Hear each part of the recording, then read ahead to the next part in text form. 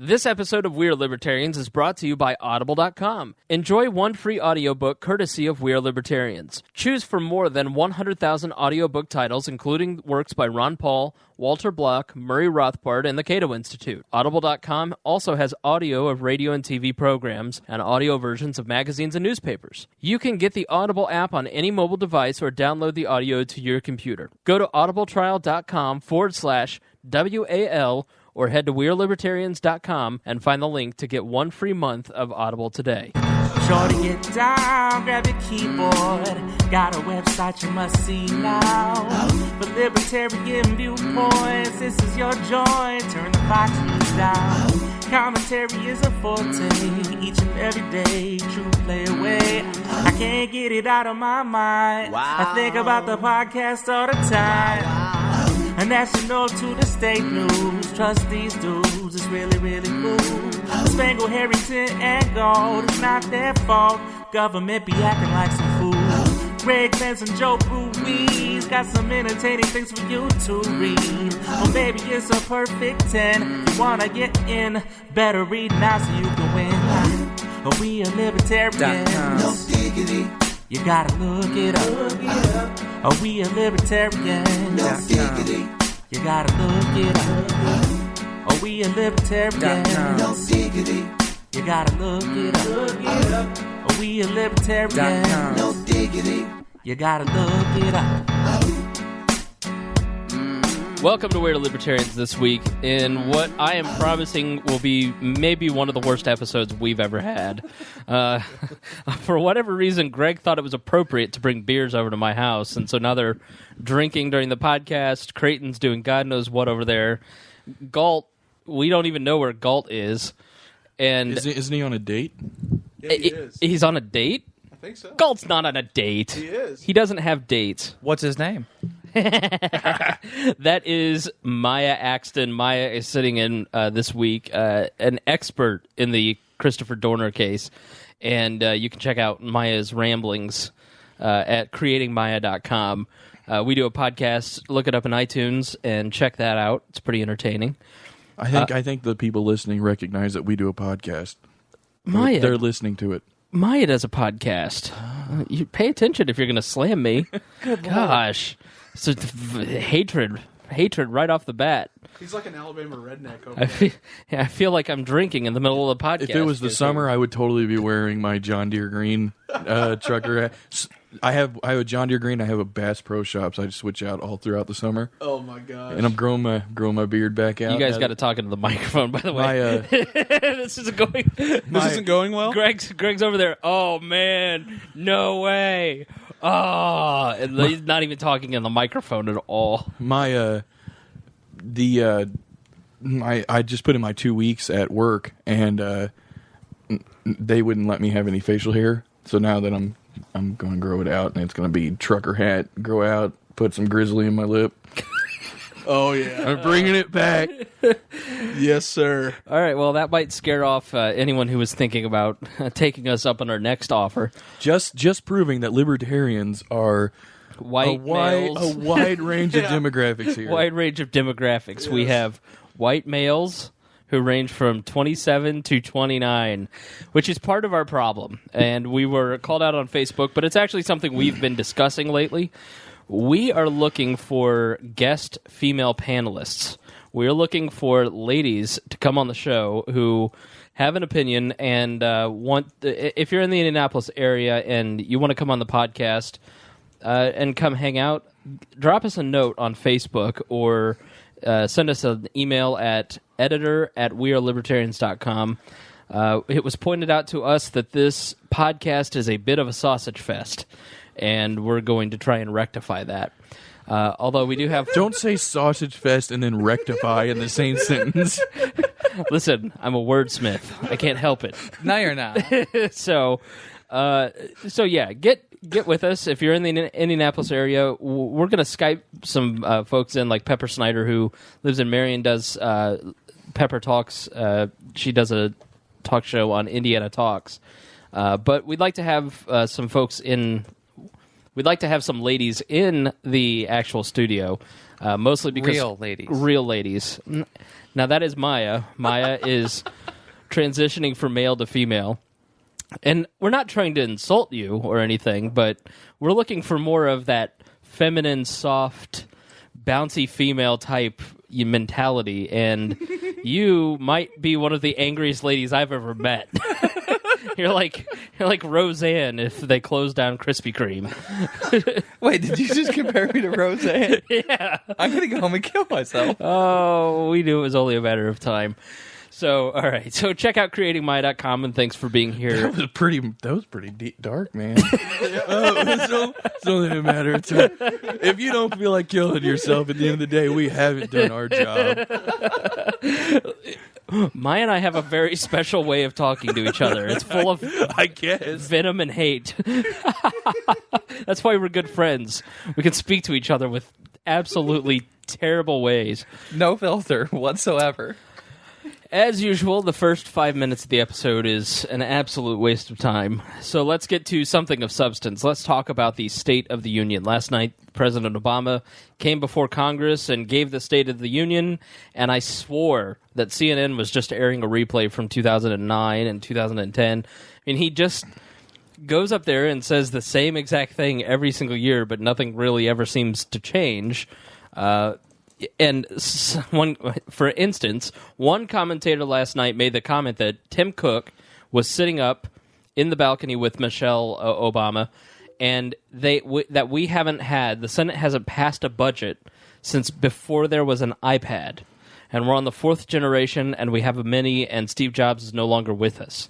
That's how long it's been. I mean, if you can imagine a world without iPads, Lord knows Chris Galt can. But that's how long it's been since we've had a debate. Let's start with Greg. Greg Lenz is with us. Creighton is here, Creighton Harrington. And Greg, what were your impressions of the State of the Union last night? Well, one, it was totally uninspiring. I mean, just like you said, he went back up there and repeated himself. And he's hell-bent on using redistribution as a remedy for middle-class wages being stagnant. He's absolutely convinced that even though he can't do it through wages, he can do it through extra benefits like Obamacare, more people on Medicaid, all different kinds of social programs. And I don't know. I don't think he gets it at all. I think what he's doing is just positioning himself to try to get the House back in 2014 and then really push an agenda forward. Right. Blame the failure of the growth of the middle class, and you're suffering because of the House Republicans. There were even a couple funny memes, sorry, Creighton, that were put out by Democrats that had the no cat, Grumpy Cat, had its face over John Boehner's head. I thought that was kind of cute. Miah, what was your opinion of the State of the Union? And remember, we're on regular radio, so please no cursing. Simple vote. Simple vote. That's the main thing I got out of it, is that the people that are part of tragedies need simple votes because they obviously can't vote for politicians. No, it was exactly what I expected it to be. I mean, they didn't actually say anything the entire time, and he was a hypocrite amongst himself because he said we need to attract investors, but we're not allowed to have savings. So that was really neat. His understanding of economics. I mean, he should have been a economic professor in high school, not a constitutional, type of law teacher. So because that would have been so much better for the poor kids that had to go under. Are you okay, Creighton? With how bad he's been on constitutional issues, I thank God every day he wasn't an economic law professor. Could you imagine? He would be even worse than he is right now. Hey, when you're holding that mic, hold the metal part. Is somebody's cell phone going? Yeah, it's rattling that little cord. So, I edit that out. If you're one of the like 3 people that watches this on Google Hangout and we put it on our YouTube page, you get to see the things that everybody else doesn't get to see because I edit out all the bad parts. I found it completely uninspiring too. I thought it was just flat. It was the same old thing. There was nothing. There have been very few times, even though I didn't like George Bush and I disagreed with him on. I began his administration agreeing with a lot of what he said, and by the end, I hated his guts. Not him personally, but his policies. And there were still times that even he could make you feel a little bit inspired. Even he could sometimes make you go, all right, that was a really good speech. He kind of tugged at my heartstrings. But Obama did channel a little Bush last night when he was talking about, cybersecurity and everything else. I think he used almost some of the exact same phrases Bush did when he was talking about the Patriot Act and everything else. It was right. You see the little ticker there on the Bing little bit where it's like, people's negative or positive reaction, and everyone loved it when he talked about taking away, internet freedom. And he was using the exact same wording, phrasing, and reasoning when he was talking about arming other countries that we're going to go war with in 20 years from now. And when he was talking about bringing back CISPA and everything else, it sounded just like Bush. So he was inspiring last night. Things like Bing. Bing last night had a special, they did a thing with Fox News where you went to bing.com/politics and you could watch a live stream and you could vote very negative, negative, positive, very positive on his statements every 5 seconds. And so what most of us did, and I included, we went on and just downvoted into the negative every single time he opened his mouth. Every 5 seconds, very negative. Even if he had said, we're going to end the Fed, very negative. And the negative was like negative 30 was probably the average. But there are times where it creeps up where you're a libertarian and you go, oh, that is such a bad idea. And then you see it spike into the positive and you're like, morons. Well, they have the whole chart still up there, and if you notice, you could pick independent or other, Democrat or Republican, and they all spiked at the exact same times and dips at the exact same times. They follow each other. They're just a little bit separated from how negative they are, but they all jump at the exact same time, which is kind of an indicator of politics in this country. Right. Yeah, it's times when you look at those graphs and you go, we have a lot of work to do. We have a lot of persuading to do because there are a lot of people who don't see things our way. And it's a little bit discouraging, but that's some of the work that lays ahead. Greg, what are some other points of the State of the Union that stood out to you? Well, the education part was scary. I mean, we talked about this a little bit before, but that's the silver bullet. The solution is if everyone goes to preschool, the middle class wages are going to spike. We're going to found 10 Facebooks a month. I mean, didn't he say like rape would drop if there were preschools? Yes. I think Miah pointed that out on Facebook. All right, so rape is going to drop if we have preschools? What the? It was just a bizarre statement. Even if there's facts, like, don't say it. No, he's illogical completely. I mean, look at education statistics. Since we started Department of Education, our test scores in the globe have plummeted since we've spent trillions of dollars on it. And he thinks that he is the guy. He is a technocrat. He really is. And he thinks he can control everything. He reminds me of Carter in that way. Yeah. Well, even more on schools is he was talking about redoing how colleges are seen and how they're rated, and so the government's going to give us standards on what a good college is. That's frightening as well. Yeah, I don't see how that's going to help us whatsoever. Creighton, you've been awfully quiet over there. What are you doing over there? Are you playing on Are you on Reddit? No, I'm not on Reddit. I'm trying to do two things at once, and I'm not succeeding very well. What are your thoughts on the State of the Union? Well, I wasn't able to catch all of it, but I've seen bits and pieces of it, and it's pretty much what I expected. Crap upon crap, and more crap. I mean... That was very... You know what, folks? You're not going to get analysis like that anywhere else. You can tune into other radio shows or podcasts. I can go into, like, we need to raise the minimum wage to $9 an hour and save the world. And Galt made a point on Facebook and Google Plus, which he's been pushing pretty hard lately. If you guys, for those who aren't in our message feed that we organize these podcasts on, Galt loves Google Plus. We basically have a running chat that we basically all day long we sit there and somebody posts something funny, or majority of the time is just making fun of Galt. So we promote how great Facebook is and how much we love Apple products, and he just loses his mind legitimately. He's like, no, Google is the best. No, he is beyond infatuated with Google. Right. It's almost to the point where, like, we need to intervene. I'm telling you that they're... Well, I shouldn't say that on air. Never mind. Go ahead. I'll edit it out. I was going to say, I'm pretty sure that Larry Page, the CEO, impregnated his mom and and in order for it not to go public, gave her like shares of Google and that are payable on his 25th birthday. God. I've never like Apple fanboys are mild compared to Galt. It's incredible. Insane to me. It's unreal. I mean, I like Apple products. If I have a Mac, I have an iPhone, I had an iPad till it got stolen, and I like Apple. But you know what? If Apple went out of business tomorrow, I could use a PC. I'd be okay. I'd get a Windows phone or an Android. No big deal. BlackBerry. No. We must use Google Docs. Dropbox sucks. No, I know, right? Like when you said use Evernote. Google Docs is way. I remember Google one Docs time is so much better than Evernote. I remember the Young Americans for Liberty website. They integrate their website with Flickr.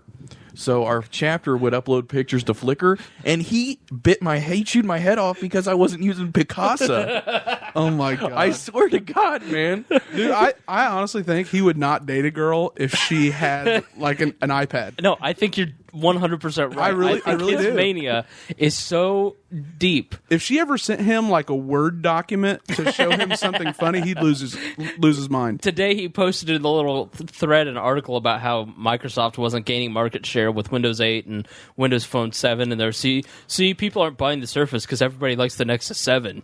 Oh, God. If you pulled 100 people on the street, I bet you they couldn't name 2 tablets. They'd just be able to name the iPad. All right. We're just picking on him because he's not here. Yeah. And we know he's going to great listen. fun. I know. We love you, little guy. He totally like catfished a girl for a date last night. It was fantastic. Let's not get into that now. I just want to clarify, I do not love Galt. Oh, yes, you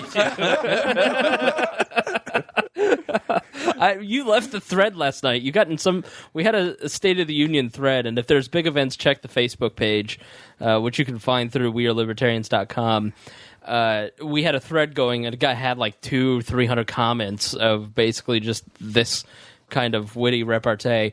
And you left at one point because Galt said something to you. What did he say? Galt commented on my page. He's like, why don't you just keep this on your page? And I was like, okay, I'll just, I'll hop off the We Are Libertarians one. And 15 minutes passed, and there was 2 more comments after I left. Right. Because Galt was posting what? He would post something about what the president said 15 minutes before. Everyone else is already onto the exact word Obama's speaking, and he's 15 minutes behind because I don't know what he was doing. He's probably like masturbating to Google. I don't know. You know how long it takes to roll that? Never mind. All right, let's get back to the State of the Union. Let's get back. Okay.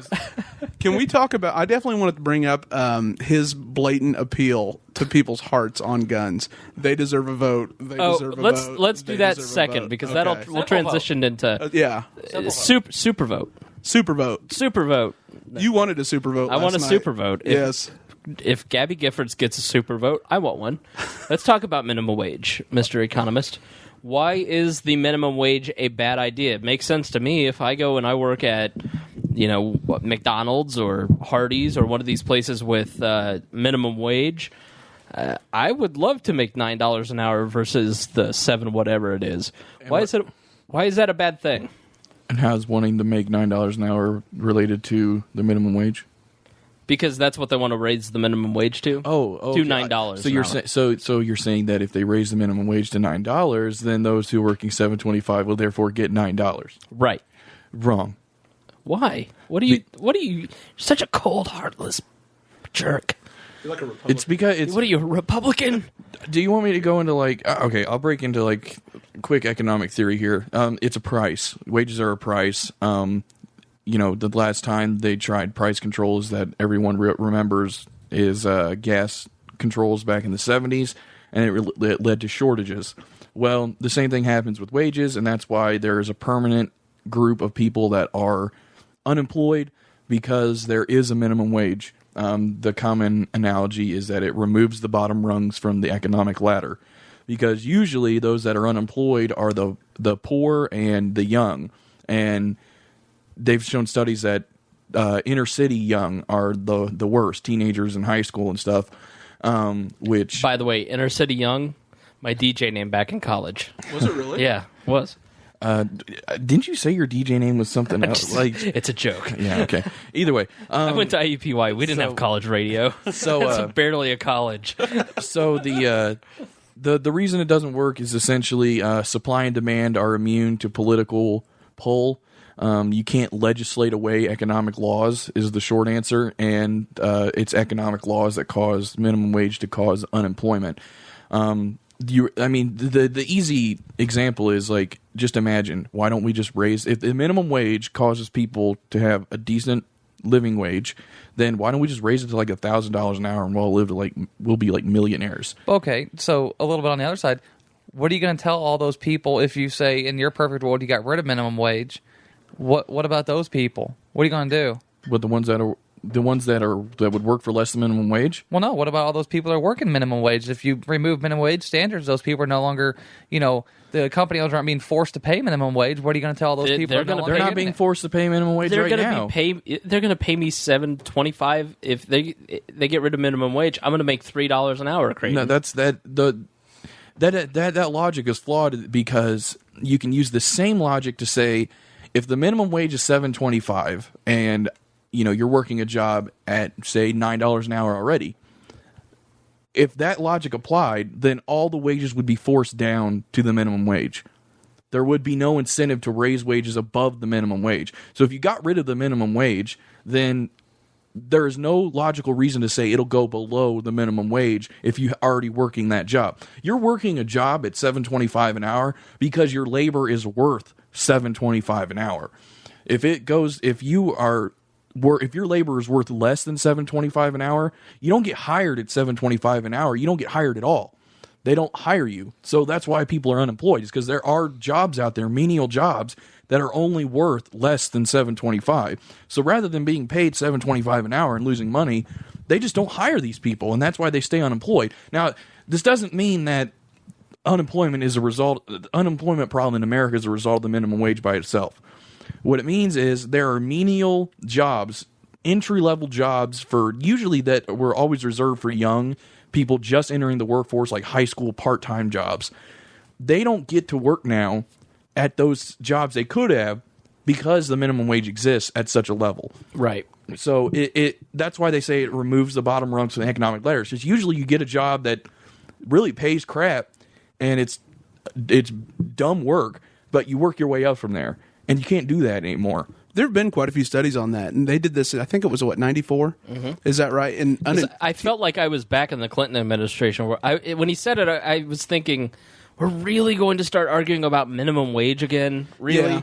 I mean, it's the reason they want to do it though is because their primary concern isn't teenage employment and like individuals, just graduating from high school that didn't graduate from high school that don't have any skills, like you said, menial wages. They're concerned about the productive working poor, the people who don't have like really marketable skills but still show up to work every day, work hard. They want them to be able to support a family on their wage. They're okay with giving up employment for teenagers, so they look at it as raising the standard of living for families. My dad ran a janitorial company in the 80s and 90s and hired hundreds of people over time, cleaning every bank, one branch in central Indiana, a couple other bank branches, several different, I think I talked about the post office last week, buildings, and those paid minimum wage. And some people used it they made an okay living doing it because they worked hard and they didn't make minimum wage anymore because the harder they worked for my dad, the more responsibility they got and the more branches they were put in charge of, and eventually a management structure developed. And when minimum wage would hit, he'd lay people off because it's supply and demand. It's just like if you had... It's supply and demand for goods like beer or laptops. I mean, it's the same principle. You can hire, 75 people at $7.50 an hour, or you can hire, 100 people at $5 an hour. So we can either have 100 jobs and have the chance of moving people up, or we can have less jobs and they're guaranteed that wage. The thing about those jobs that my dad had as an employer was that not a lot of people stayed very long. It was a very transient thing. I mean, and it was because they were either just worthless and they didn't want to put in a full day's wage, and they'd get mad if he scheduled them over 32 hours because they lose their benefits, or they were younger and they were working in high school, they were working, in the summertime, and then they'd move on. but the people who had valuable skills that helped my dad's company didn't stay at minimum wage for very long. And, that's an anecdotal study, but I think that is very typical of what goes on in the workplace. Oh, yeah, those jobs are just to establish your reliability. Mm-hmm. That's why you're not there very long. You're there to say that, hey, I can show up every single day at 8 a.m., and work hard, be there till 5 p.m., and then you're going to get a different job offer. You're just establishing a work history. So it's very rare they're supporting a family in those positions. Yeah, I mean, obviously, I find it hard to believe that even Obama is dumb enough to think that this is a good economic Oh, decision. you're cute. I don't I will at least get. I disagree with the man on essentially everything that's ever exited his mouth, but I will give him the benefit of the doubt to say that he's just playing politics with this one. It has nothing to do with actually caring about anybody. It actually can, because if you think about it, those jobs, those low-paying jobs, is where you learn business skills, where you learn, different people skills. Well, now in this day and age, you don't learn those in the real world. You need to have those before you get a job, or no one wants to hire you. You're supposed to learn those in college or at some tech school or something else. So, nobody wants to get a minimum wage job. That's not how people think. That's not how society works now. You go to school to learn those jobs, mount an incredible amount of debt, and then you have to have a higher paying job. And you don't. Most companies hire that way too. They don't want to hire a skillless person because they don't. I don't know when it changed, but it used to be a company wanted to hire a blank slate and then build the perfect employee. Now you don't get that. They want these people, their MBAs or going to college or something else. So no, it does make some kind of economic sense from their standpoint, is that they want to help control the economy and drive it in the right direction. Well, you need to have the higher minimum wage to steer the economy in the right direction based off of how society's built right now. Well, I don't know, because if that's the logic they're operating upon, then the minimum wage is irrelevant, because they're not hiring these people at minimum wage anyway. They're just waiting. I mean, all the minimum wage there then is just showing that, we don't have a law saying that you can't work for less than this. Because if they're only hiring people that have the skills, and then they're going to hire them at the higher wage already, to just, I don't know. You see where this all breaks down, though? That's simple logic. No. Remember, Krugman, the economy, economics is very, very hard to understand now. We have to have a degree to understand it. You're way too you're simplifying this way too down. People may understand. You're being sarcastic, but the truth is this that actually plays to a legitimate, thought, a legitimate culture in, scholastic circles, is that, you can't, if you don't have this piece of paper saying, common sense is almost disregarded sheerly because it is common sense. It's like, if you don't have the training, then even if what you say is right, then, you don't get the respect of being right. A lot of these things, the minimum wage, for example, this is stuff that's been known for centuries. This is stuff that Adam Smith was talking about. We've known that this stuff is right for so long. A lot of the minimum wage kind of mantra is a remnant of like the union burst in the early 1900s, because unions operated upon the minimum wage ideal, but they did it by, if you restrict labor, then you can increase the wage, just because the only people you restrict supply, price goes up. And we got away with it then too, because we were the only economy in the world that was a major exporter of technological goods. Now we compete with China, we compete with Japan, we compete with everyone, Europe. And after World War II, we didn't have any of that. So when the union movement picked back up, they could demand higher wages, and it didn't have as much of an effect because we were the only one capable of producing that output. Yeah, this is my main beef with essentially every big institution, is that there is no broad thinking, there is no vision to anything. We're in the internet age. The industrial age has been destroyed over the last 15, 20 years. And we're at the very beginning of the internet age, and everything is changing, and we're pioneers. Yeah, you can 3D print your buildings now. You don't have to construct them, just 3D print them. If you had gone back to me in 10 years ago and you had said you can 3D print a building, I would have said, what the heck is that? Think about the cell phone technology that we had back then. I don't see any vision, and this is the problem with government. It can't innovate quick enough. they're BlackBerries in a world of iPhone 5s. And I'm sorry, Greg, I didn't mean to offend you. But it's a great example. I mean, they finally have just figured out how to secure a BlackBerry. What's the version before that, Greg? They figured out how to secure a Motorola Razr. Yeah, I think that's the Torch. I think it was the. I'm not a big tech guy on phones. Sorry. Yeah, I mean, but that's the problem, is that they don't innovate. We're at the beginning of the internet revolution, and everything is changing and different, and we just need government to get out of the way because it is not quick enough to innovate. Well, and that brings us back to the State of the Union, where he talked about, and during this last campaign season, a lot of people talked about, as far as making our schools and the state stepping down and the federal government stepping down and helping educate people for the new tech world and helping get them, what do they call it? Getting them trained, Vocation. the vocation. Yeah. And, Mike Pence talked about that constantly, vocation. But by the time they get their study done, they'll be 10 years behind. Right. And that's the problem. And we're in a shift now where people are moving from these high-paying union manufacturing jobs to lower-paying service jobs. And, I work in a service industry. I work in advertising, and that's a service industry. We don't make anything. I don't walk in and make a physical product, but I provide a service that, hopefully is good, and it keeps me employed. It keeps my boss employed, and we can hire more employees. We're getting to that point where our work is recognized, so we're getting more people, and it keeps building. We're moving into an era where there's going to be less and less. There's going to be more companies, but they'll be smaller. And if you want job security, start your own business. More people are going to be starting businesses because it's easy to start a service business. I did. Yeah, Indy Courier's here in downtown. Greg is a small business owner. My goal is eventually to take this humble little podcast network and make it a media outlet here in Indiana. Because I think we're at the beginning, at 29 and at right below 30. In 20 years, this could be a viable business. I think 25. 25. Yes. I think You're already lying about your age. Wow. I am not lying about my age. I am 25. I think stab you.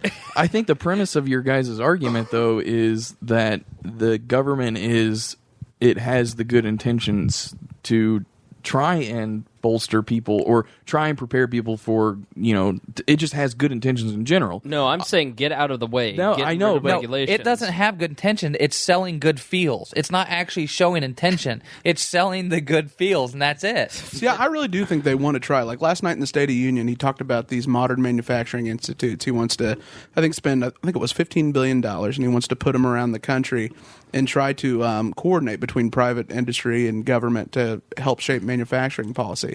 But there's no way a government bureaucrat will be able to stay on top of market trends.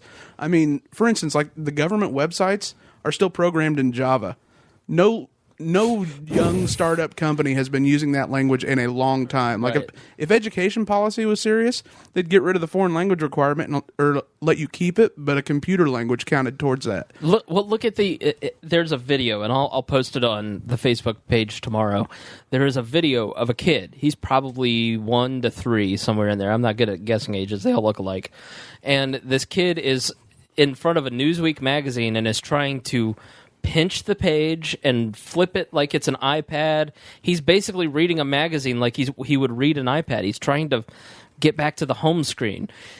And we're arguing in our General Assembly here in Indiana whether or not we should keep cursive or not.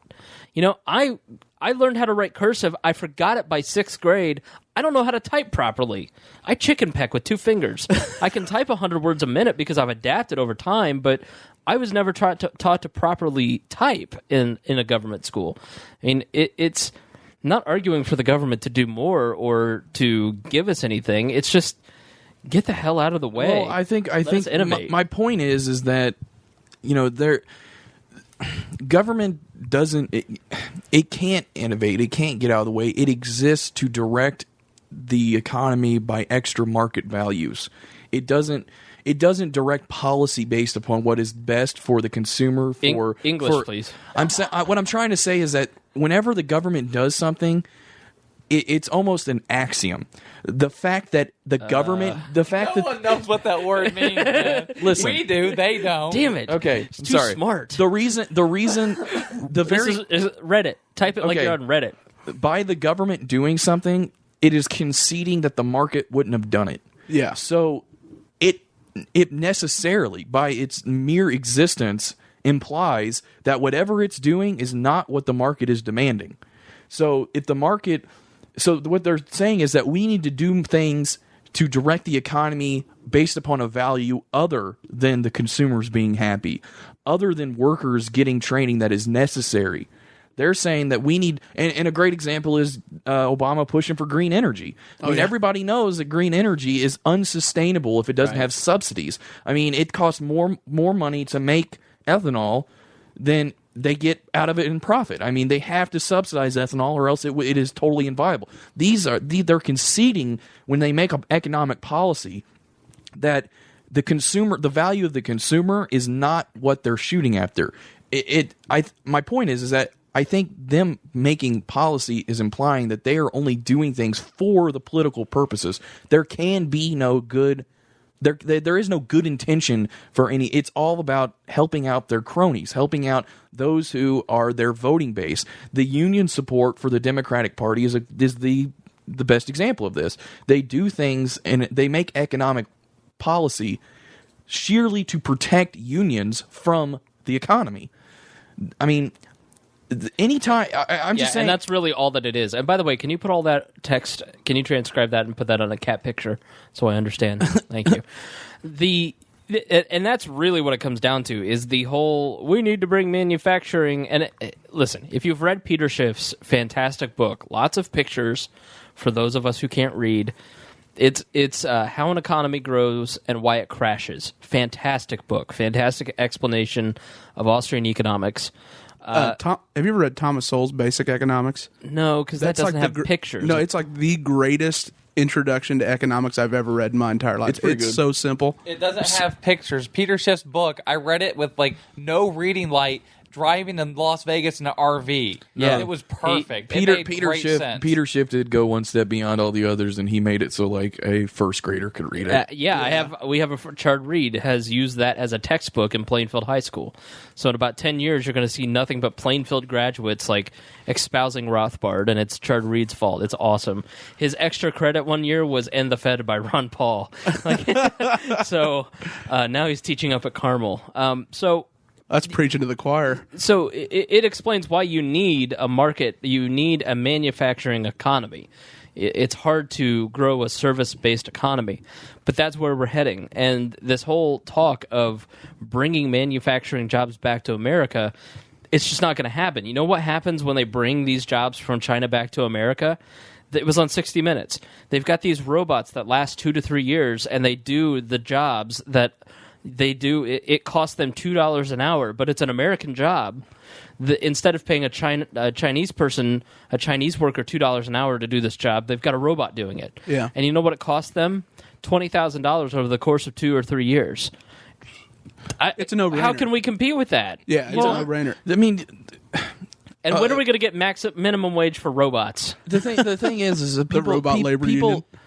The human nature is that they fear. We're afraid of the new, the different, the change. I mean, honestly, people are just afraid of the unknown, and the fact remains that when you move, when you advance economically, it requires changes. If we existed as a manufacturing country for decades upon decades, I mean, eventually it has to change, because if not, then you don't have any economic progress.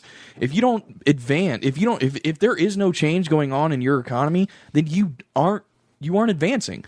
Production implies a reduction in the amount of effort necessary to do something. And what you're saying with robots, what they've done is they say, we can do the same thing that a worker had done with a robot, and it costs us nothing but maybe like one person who can keep the robots fixed.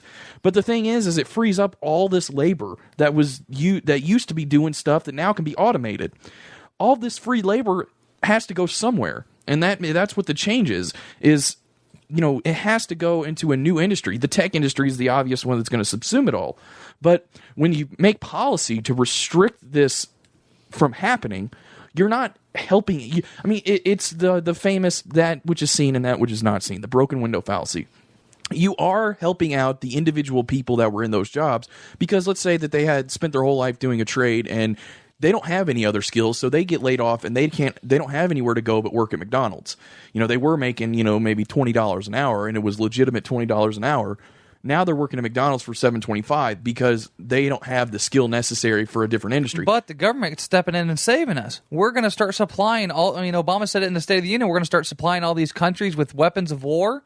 Bam! Manufacturing jobs right there. We don't need to retrain anybody. We're going to make tanks and bombs and missiles and guns for all these countries that hate each other. See, and but that plays to another fallacy that people the man on the street economist follows.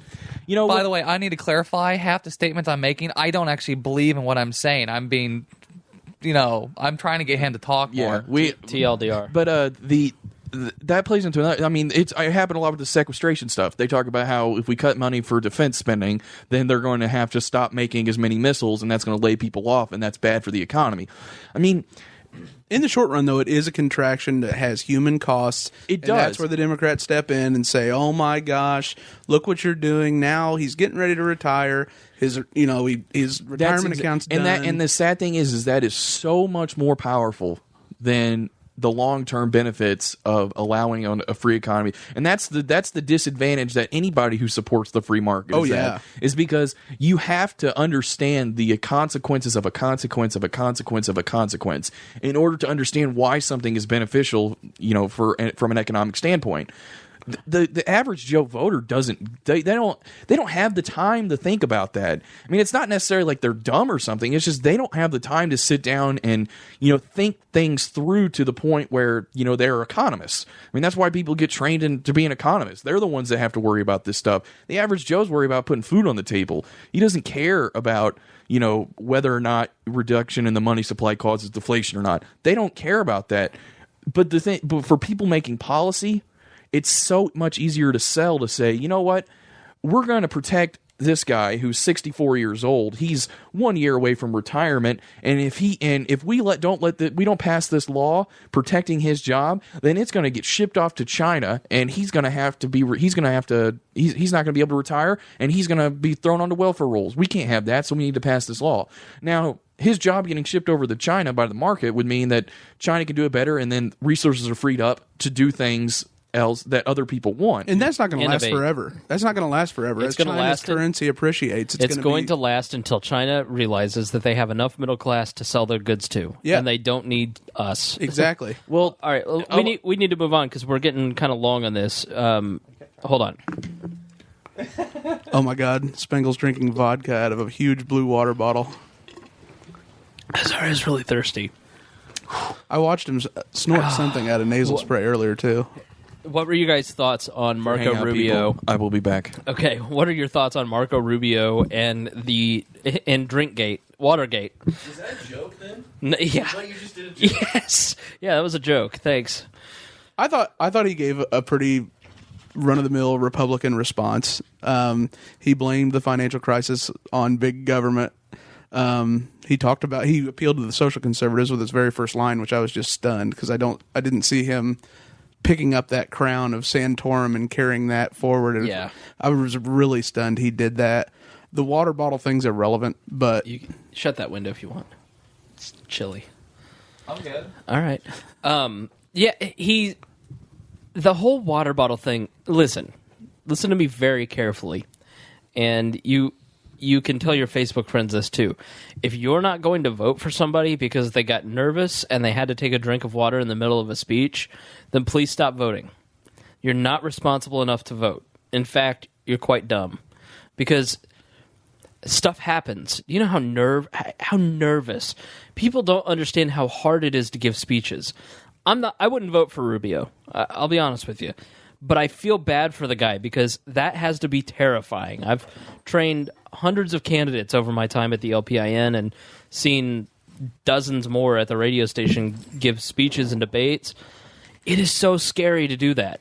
and you think you're on national TV, you're in this awkward room, and you have dry mouth, so take a drink. And he's getting killed. So I think it just illustrates how boring the actual speech was. That was, I mean, it was so uninspiring. They were like, well, hell, there's a water bottle he drank out of. Let's talk about that. My wife was like, can we watch something else? I had to listen to Obama for 10 minutes. I didn't even watch it because Marco Rubio has absolutely nothing to say that would ever appeal to me. So I want to bring up how awesome the Libertarian response was that was posted like 5 minutes before the State of the Union was over. Yeah, Carla Howell, look up the Libertarian Party Facebook page, and you can check out the video of Carla Howell's response.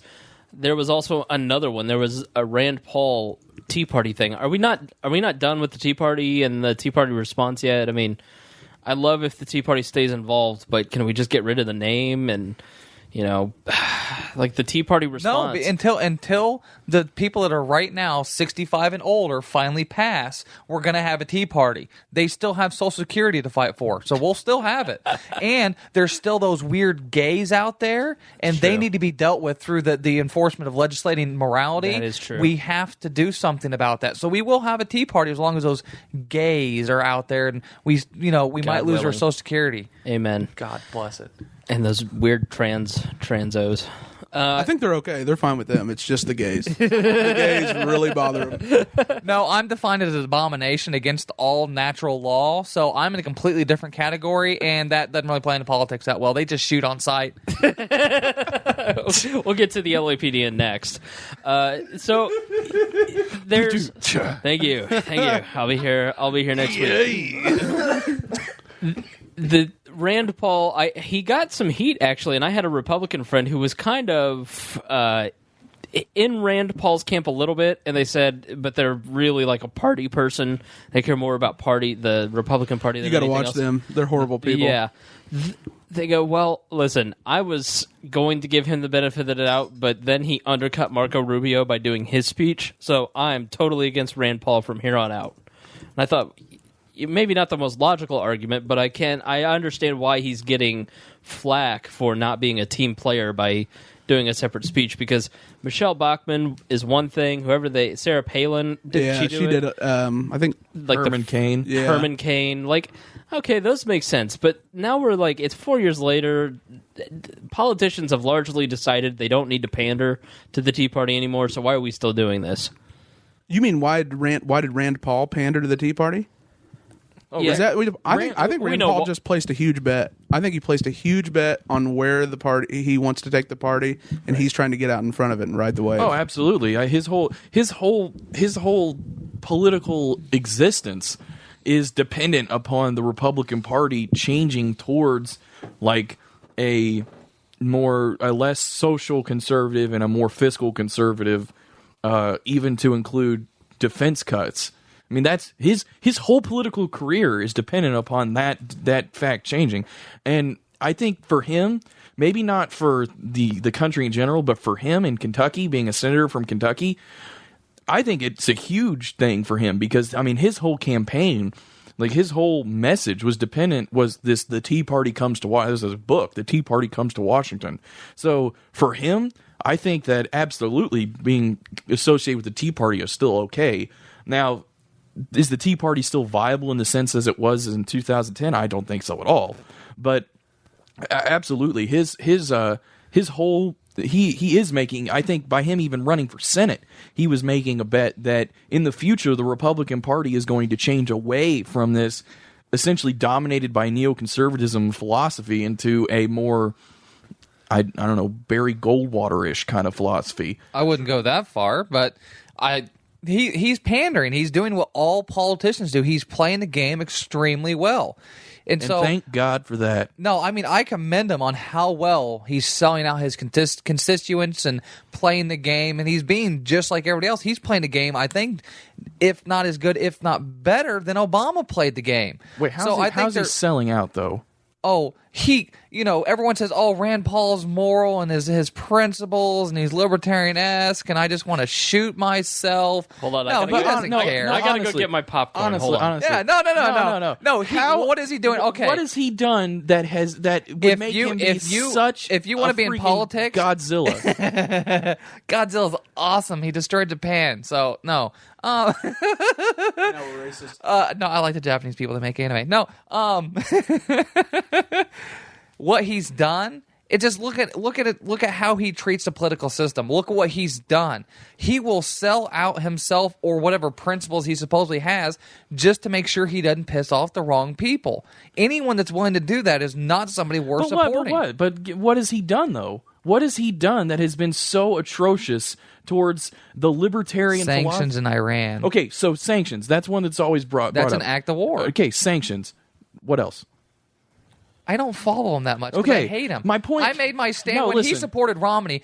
I cut the line at you supporting the GOP in any way, shape, and/or form is against any kind He of libertarian ran as morals. a Republican. I don't care. That was his first mistake. Well, I'm just. How can you support a party if you want to change politics in this country and make things better? You cannot support the two-party system because that is our problem. That is where all stems from. You can't worry about bills or this or that if you still have a two-party system. Period. As long as you have it, you will not get anywhere. But the two-party system isn't going anywhere. Not because it is. It's just the nature of how our political system is set up.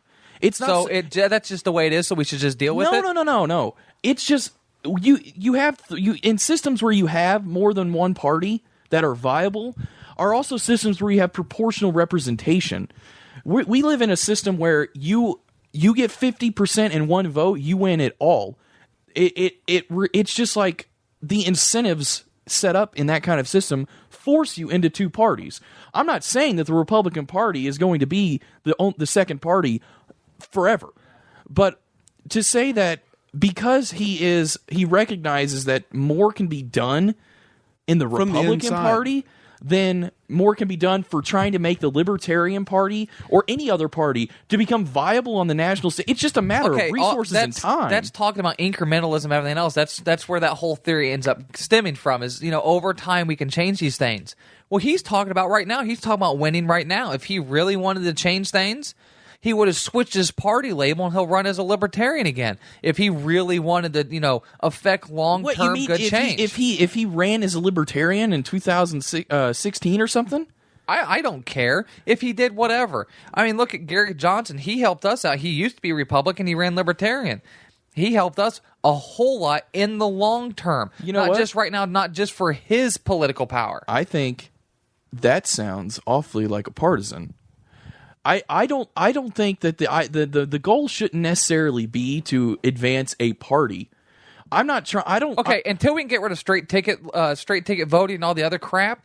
As long as we have two major parties, the only goal of the politicos that want to break it down is to find a viable third party. Which, the only one in the country, nationwide, is the Libertarian Party. So that's the one I'll talk about.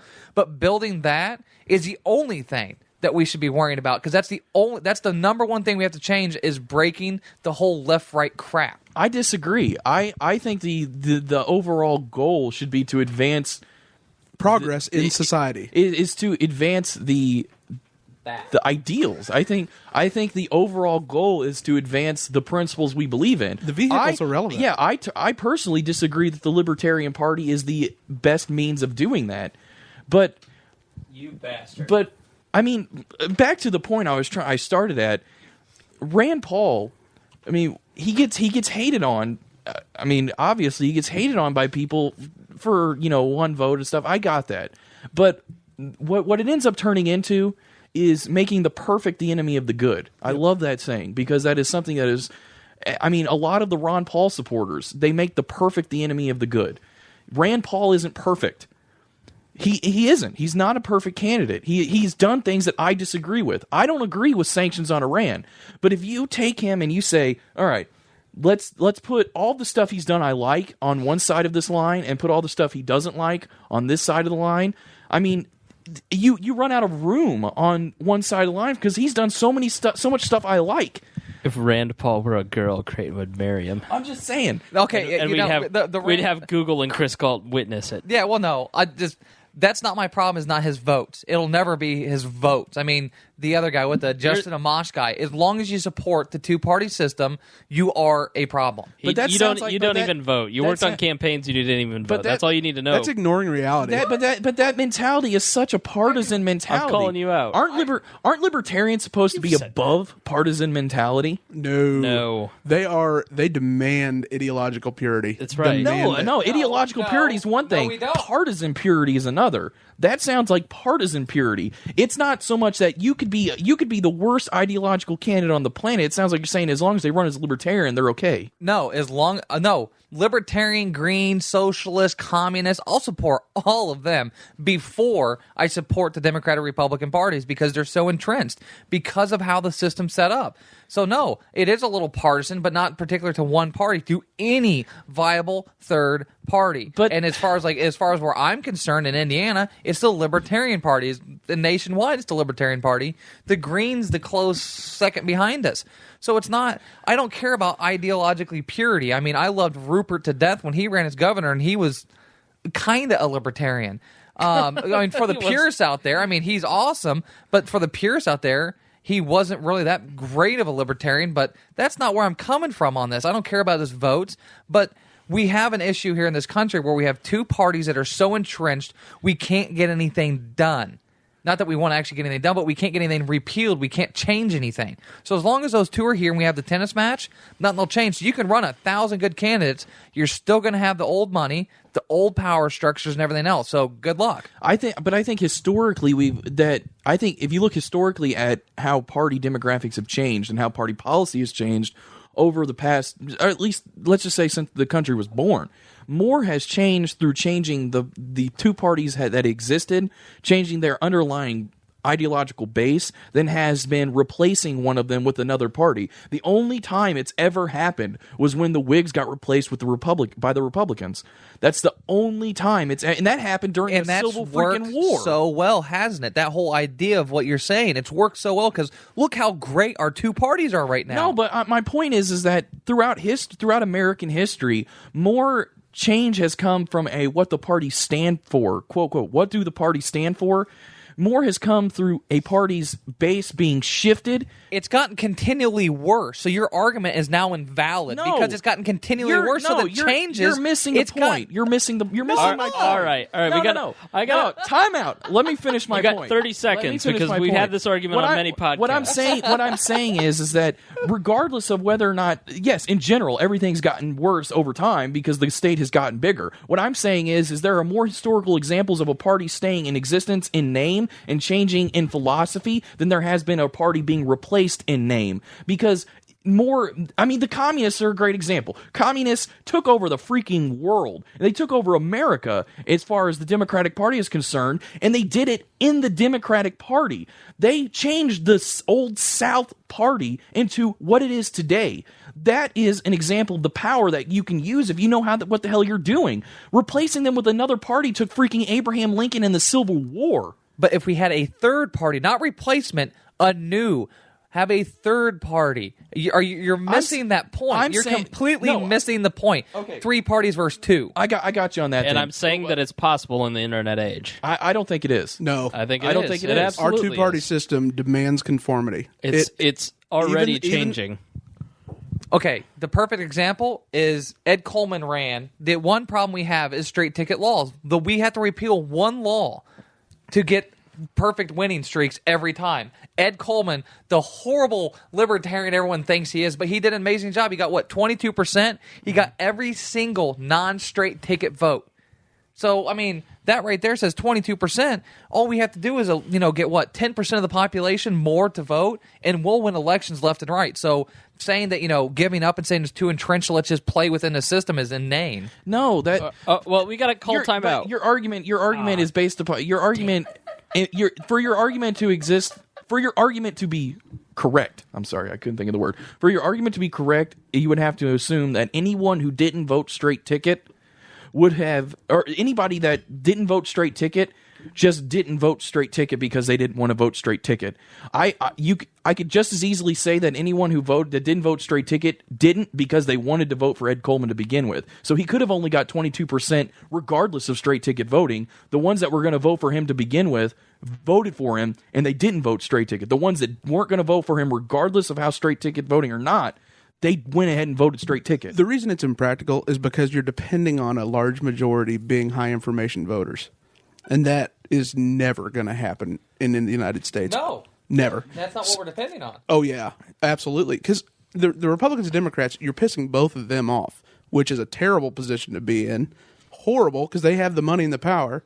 And then on top of that, you're depending on an engaged citizenry when we have, 52% of people vote in national elections and 24 in House elections? No, we can play off emotion just as the other two parties do. People are dissatisfied where the country is. We give them a third option. We get votes. Bam, done. You're going to start running. You're going to run emotional ads on electoral procedure. We're getting the people who did the ASPCA ads. It's a little bit deeper. Sarah than McLachlan. Just look at it from a historical perspective. The systems that have historically been able to have three parties and have them be viable over time have been proportional representation systems. We do not have that. You do not get electoral votes. You do not get any votes based upon how much the population votes for you in a proportional sense. You either get 50% in one person and you get all of them, or you get 50% and minus one person and you get none of them. That's it.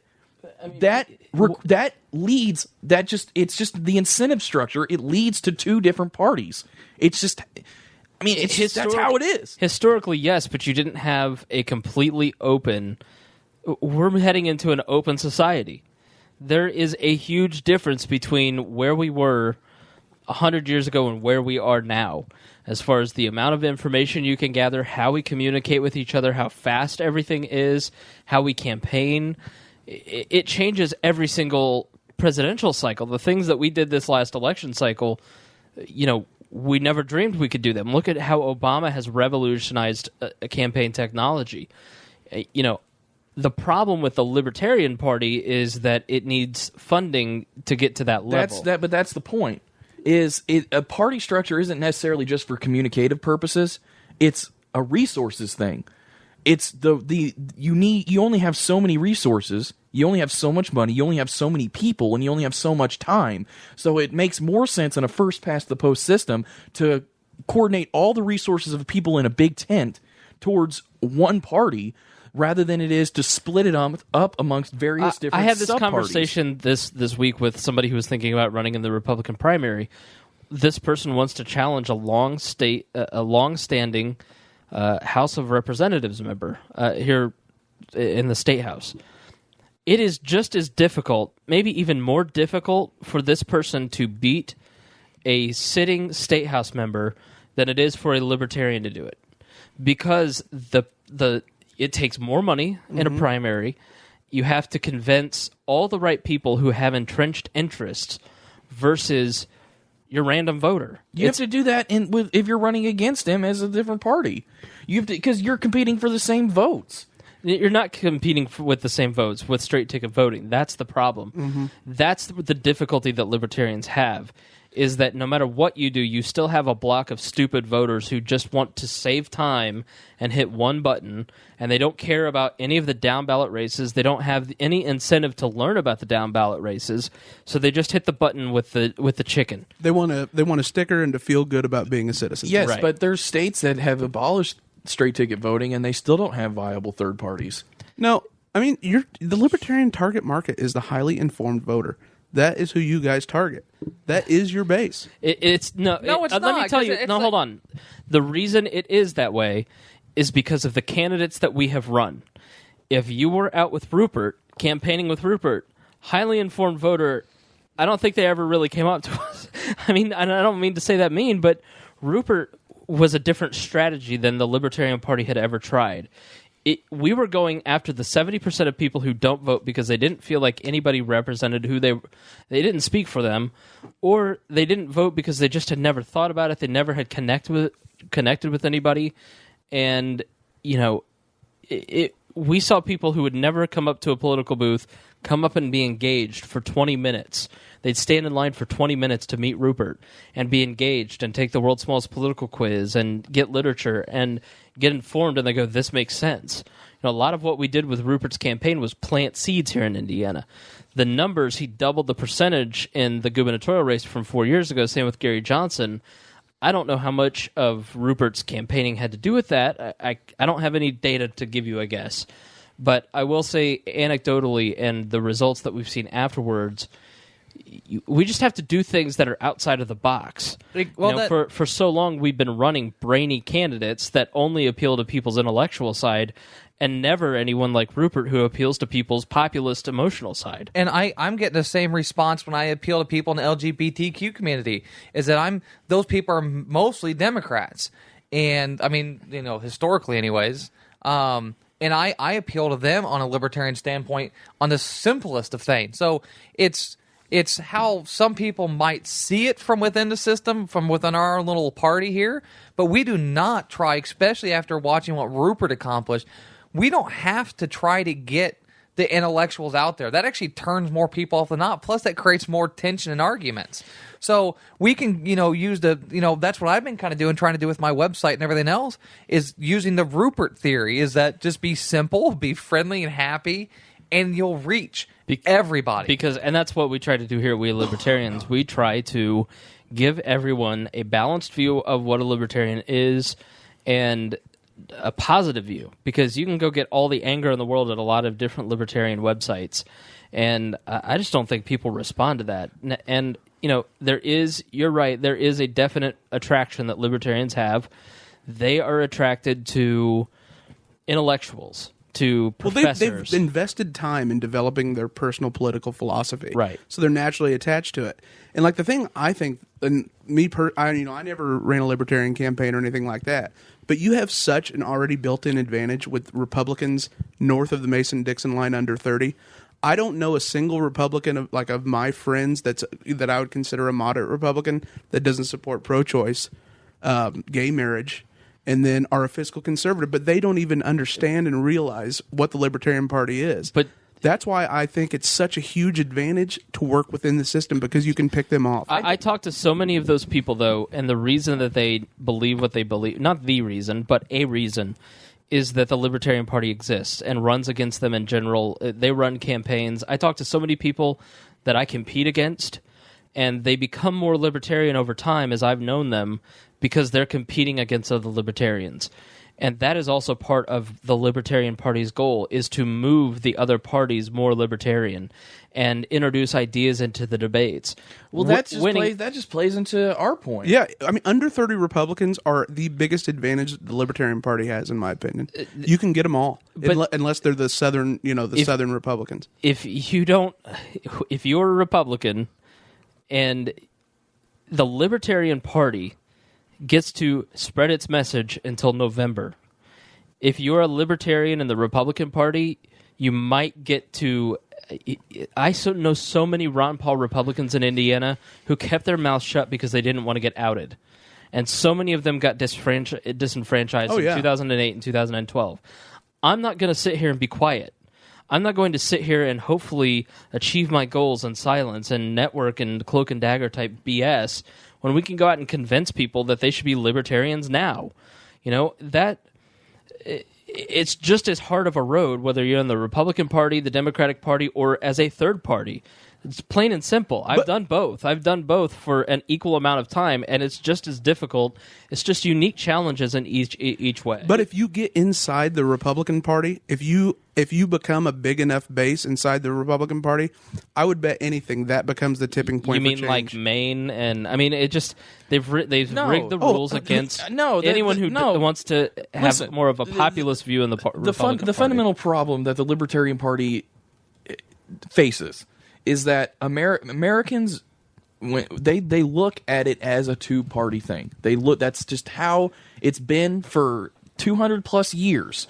I mean, the only time you can think of it any differently is when Teddy Roosevelt ran the Bull and Moose Party, or when Ross Perot ran the whatever Progressive Party or Populist Party, whatever it was, Reform Party. The thing is when the people voting, Republicans might like libertarian ideas. Some Republicans, your low information average Joe voter, might like libertarian ideas, but they hate Democrats more. So the image that you put on running as a libertarian is you're taking votes away from us beating the Democrats. And rather than try and change human nature to an extent, I mean, literally fight culture that has existed for 200 plus years. It's kind of what we did with the blacks, and now we're doing with the gays. No, and else. So, that's not true. Screw it. Let's not fight social culture and what has historically been true in this country. No. Let's not fight that. No. Let's keep it as Culture is. already And changed. let's be the anti-libertarian here and centralize power into two parties. Let's just change them so we like it a little bit more. But let's centralize it instead of decentralizing the power in the party system. You're talking about. No, I don't. That's what you're talking about. What's passed a law? You're talking about stuff as you wish it would be. No, I'm I talking will about make stuff it. as No, it is.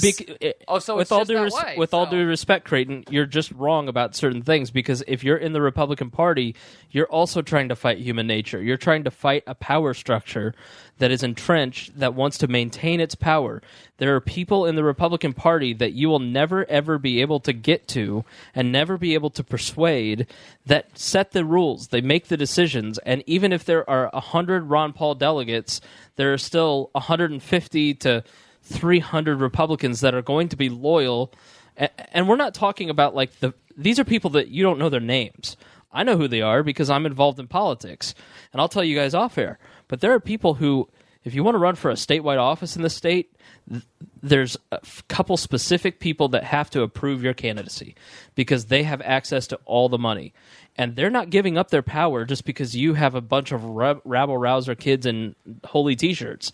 That's just the plain truth of it. But that problem is independent of whether or not you try and run as a libertarian or as a Republican. Those people they have the same pool regardless of whether or not you run as a Republican or you run as a libertarian. If you run as a libertarian, you are their enemy the whole time. If you run as a Republican, you may be their enemy because they disagree with you, but at least you have the benefit of having the structure that has already been set up. But you're still in a political system. But you're never going to win. You're never going to win a primary. That's my point.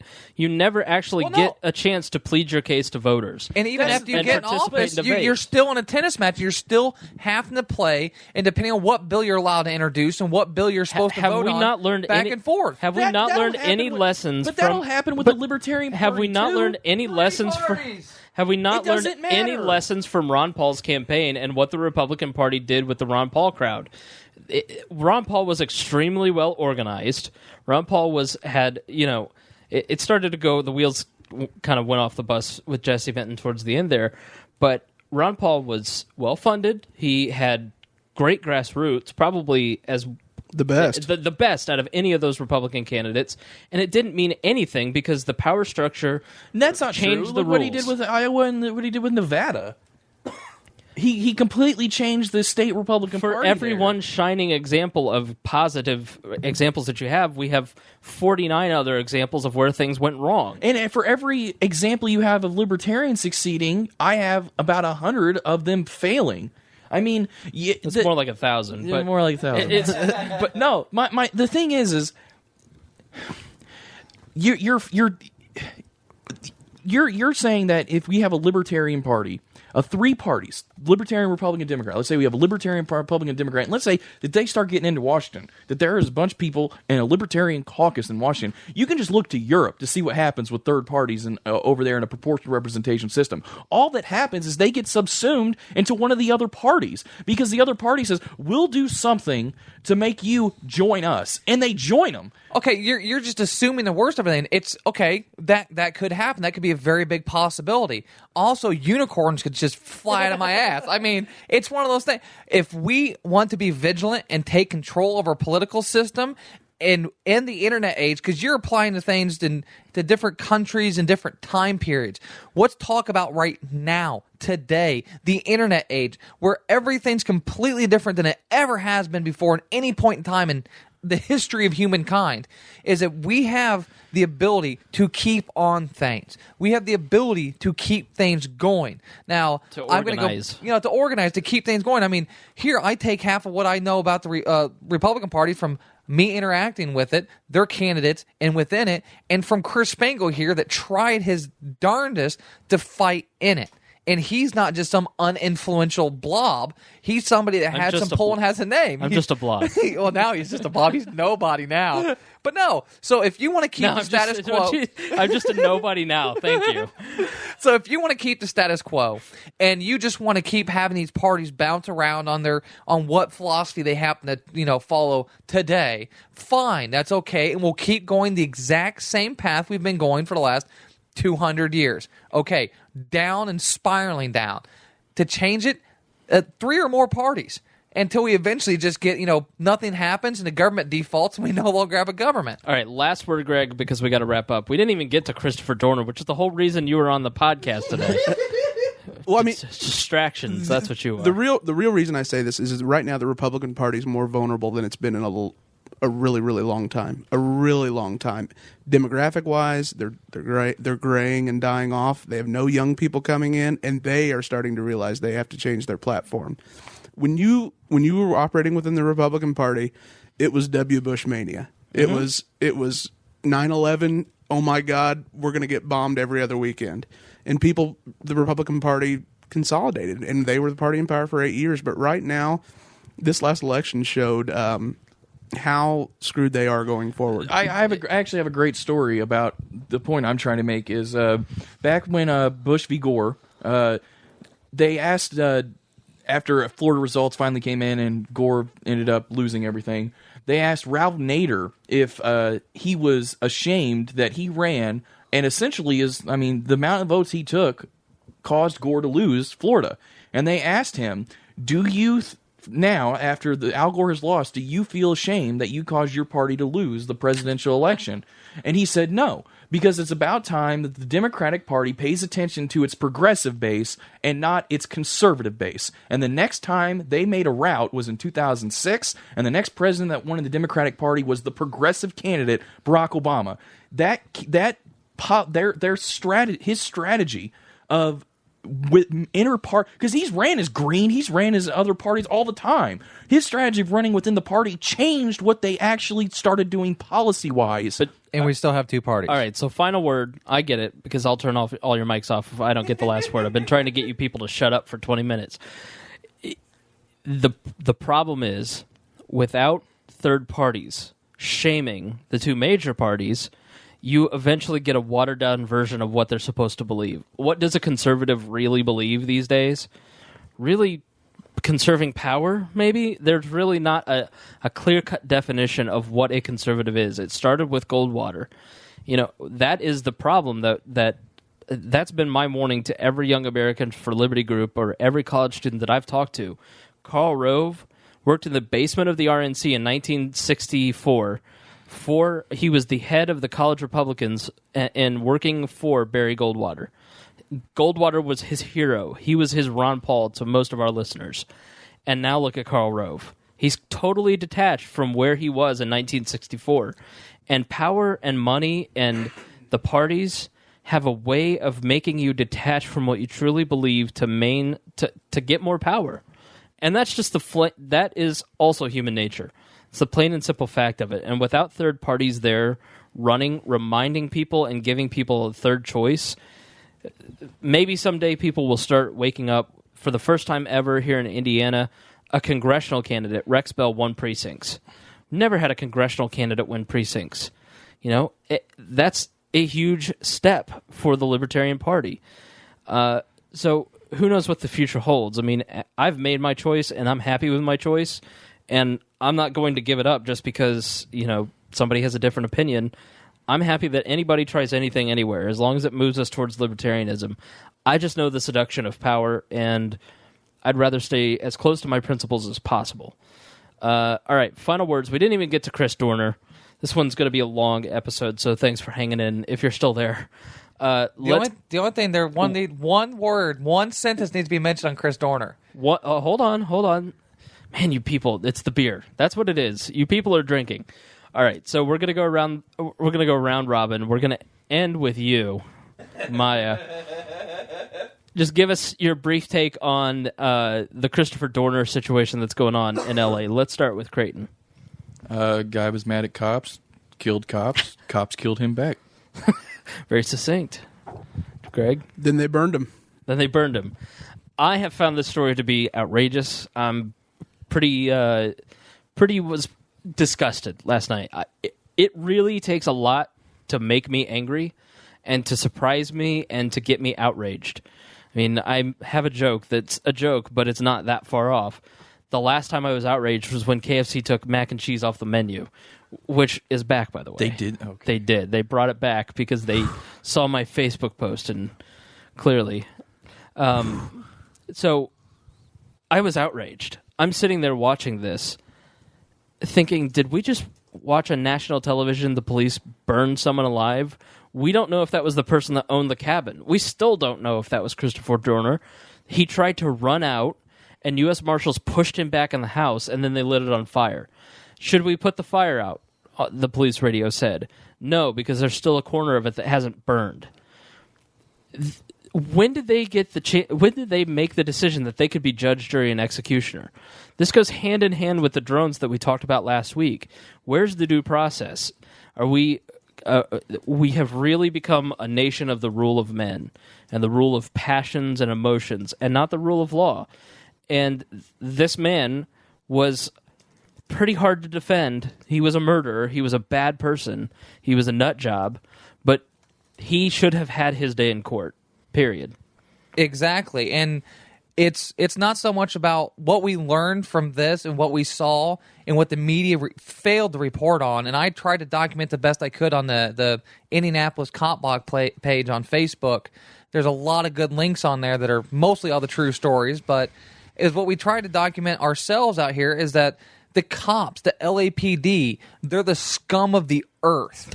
Because they were shooting. They put 40-something odd rounds in the back of a blue truck when they were looking for a black or gray truck. They shot multiple innocent people. They militarized their entire police force, put roadblocks everywhere. They broke into over 600 homes without warrants. When they broke every rule in the book to try to find this one guy when he was across the street from their command post. And then last week... Old white woman, nice try, Dorner. Yeah, I mean, last week they said they found his ID and his wallet at a boat dock when he was trying to get a boat that somehow magically had the tow line wrapped up in the whatever. That was stupid. Hold on now. This is the next great conspiracy, because every time there's one of these big incidents, I open up my Facebook feed and it's 100, oh, this is a false flag. Clearly, this is the United States government orchestrating something. All right, this is weird, and I'm really something is not making sense with all this. Just something is not right. This guy's wallet and his ID were found on February 7th in San Diego by the Mexican border, trying to sneak into Tijuana via boat. This was reported in the LA Times, not Prison Planet, not Natural News, the LA Times. And then parroted. And then, yeah. Today, the USA Today had an article about how they had found his wallet, and that's how they identified the body. Now, let's say they found his wallet after reporting after about 20 minutes of the building being set on fire purposely by the LAPD, which there's audio logs out there of them actually saying they did that, and that was the plan.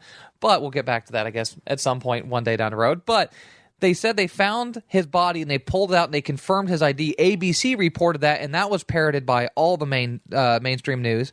But now finally they're saying they have found his wallet in a home they set on fire and watched it burn completely to embers. And they still found his wallet and his ID. Yeah. So yeah, because the LAPD is just that good, somehow they magically protected his wallet in the fire or something. Something's just not right. And then, during that whole thing, they're up on the mountain. They're blocking traffic from 20 miles away. About an hour before they decided to set the cabin on fire, you won't see any good shots of the cabin. They forced all the helicopters, all the news people way far out away from it. So, that's ridiculous in and of itself. But everything the LAPD did that the mainstream news just act like it wasn't a big deal. They completely went martial law gangster thug in that whole thing. I mean, they technically kidnapped 250 children or skiers up on the mountain and wouldn't let the parents come up the mountain to get their kids in a ski resort cafeteria that wasn't that far away from this whole debacle. I mean, I made a joke that, tomorrow's future headlines like LAPD starts forest fire, 5,000 people die, Dorner's still loose. So, all right. So check out, what's the Facebook page where people can check it out? The Indianapolis Cop Block on Facebook. It's just facebook.com/Indianapolis Cop Block. And we over the last couple of days. What is Cop Block?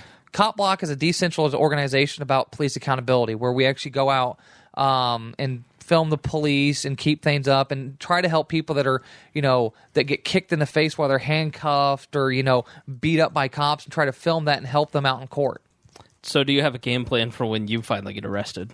Oh, they're going to kill me. I'm going to be the next, okay, I'm not going to say that. They're going to treat me like they treated Chris Dorner. They're just going to kill me. Okay. All right. Let's wrap up.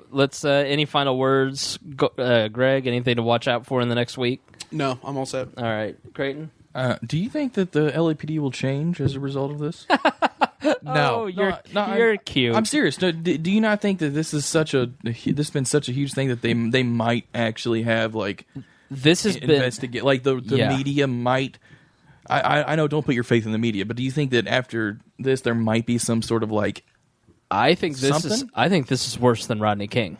Yeah, I think it is and I too. think that even though that guy was nuts, there's some validity to what he was saying because people have so little faith in the LAPD, and I think it really will lead to some navel gazing and some reforms, and I hope it does because, here's a guy who's screaming about police brutality, and then they just basically explain what he's talking about at every turn. I mean I was watching the news today, and they were, Fox News, of course, was trying to say and you really are becoming a Republican. Oh, I watch them all. I probably watch MSNBC more than I watch Fox News, to tell you the truth. Just because it's always fun to watch the exact opposite of everything you believe. Love a good clown show. But anyway, they were doing a story about, they were trying to basically make these people look bad because there was an internet movement that they sided with Dorner.